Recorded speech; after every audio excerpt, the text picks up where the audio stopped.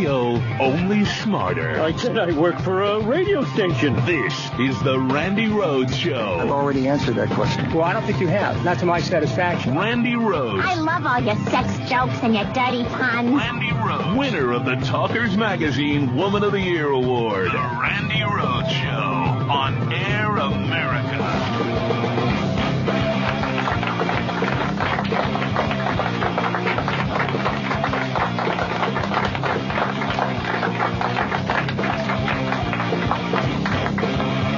Did something happen to me? I haven't heard. Did something happen to me? I was watching football in an Irish pub. I went out to smoke a cigarette. And the next thing I knew, I was on the cement, face down, bleeding from my mouth and my eyeball there. Now, I don't know if somebody hit me from behind or if I just fainted because I hadn't eaten anything all day. But I can tell you this. My fall was not broken by my hands. It was broken by my face and a steel grate on the concrete. My face was smashed. 4 of my top teeth were broken. My eye was bleeding. It's completely black now. I think of it as the perfect smoky eye. The only problem is there's only one. And I can't recreate it. Serge! So I assumed that I had been mugged or that some really rude person slammed into me and had just taken off. And I knew I couldn't work without teeth. I'm a talk show host and a closed eye. And in the kind of pain that I was in, I am a talk show host. I had no teeth, and I was traumatized that I had no teeth. And my eye looked like Rocky 1, and I couldn't find Mickey.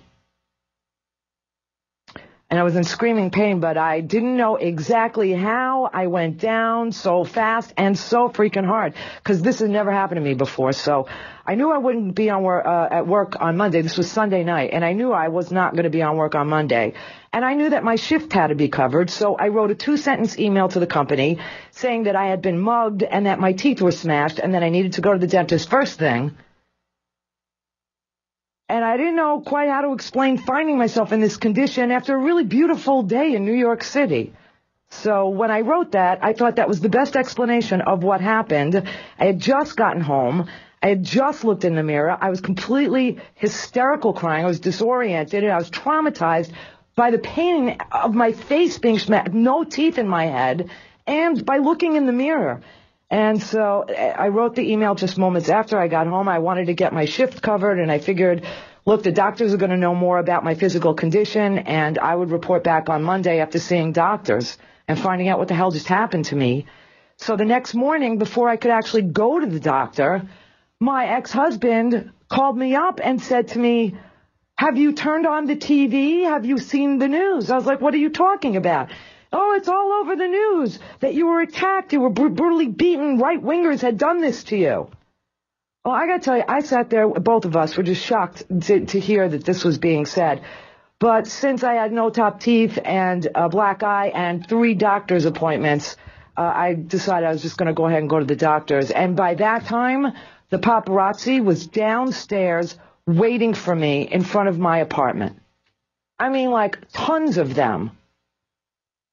They wanted me to smile so they could get a toothless grin for their 25-cent newspaper. Not happening, guys. They asked no questions of me, not one. And I was helped into the taxi by my doorman and my building superintendent, Carlos and Jeff. They're amazing to me.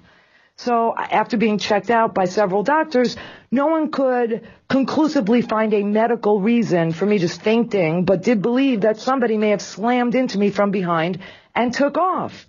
So I asked my lawyer, Robert Gollin, to make a statement to the reporters who were standing outside my house for hours on end, for days on end, and I had my doorman provide these reporters with Robert's contact information.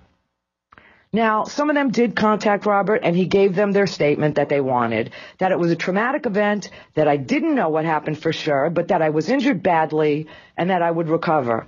And I made no public statement about this until public statements came back to me. And the saddest part for me is no one ever asked me if I was all right. And that was telling, and so that kept me away from all of you in the press. If somebody would have just said, are you all right? I might have stopped and said, I'm not sure yet. I'm going to find out something. But no one asked me if I was all right. No one asked any questions. Just stood there and taking freaking pictures.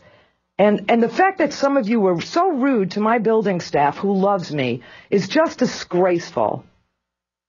Now, I have been to the endodontist, the oral surgeon, the ophthalmologist, and a cosmetic dentist for hours and hours every single day since Monday. They rebuilt my mouth with bolts and posts. I've had 4 root canals to save my teeth from bleeding and dying. There was a brilliant job of temporary crowns that were installed so that I could speak to you today. The press has been parked outside my door. I have not been able to walk my dog, get a smoothie, pick up a prescription, or leave my building. Whoever asked my doorman if there was a secret lift to get up to my apartment, you should be ashamed of yourself, honey.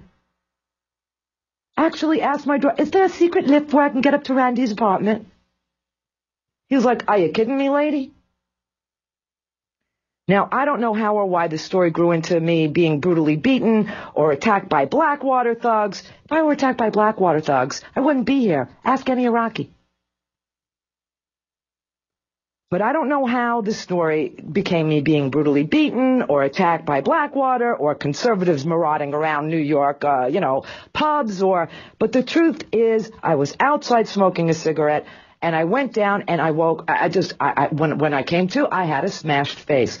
Now, I need to thank and want to thank all of my friends and family who came to take care of me, pick up my antibiotics, walk Simon 3 times a day, cook soft food for me. Serge made me tilapia and kasha last night. It was delicious.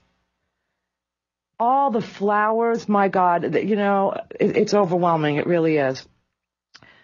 The people who called me every day, if they were far away, to check on me, and all the people in the blogosphere who said, I just hope she's okay.